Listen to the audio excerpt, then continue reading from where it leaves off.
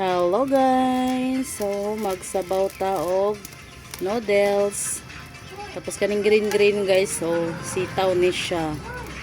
Lagyan ko ng sitaw para may gulay naman ang ating noodles.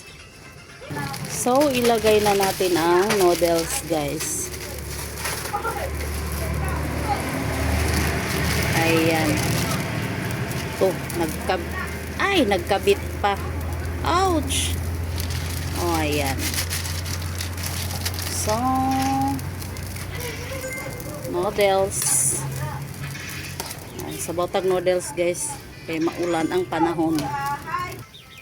So, ilagay na ni nato ni ang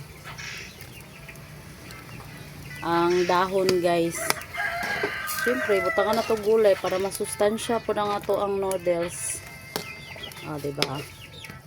Dali naman yung maluto ng kangkong guys. So, kasi nakarelate ingon na ni guys. So, luto na. Let's eat.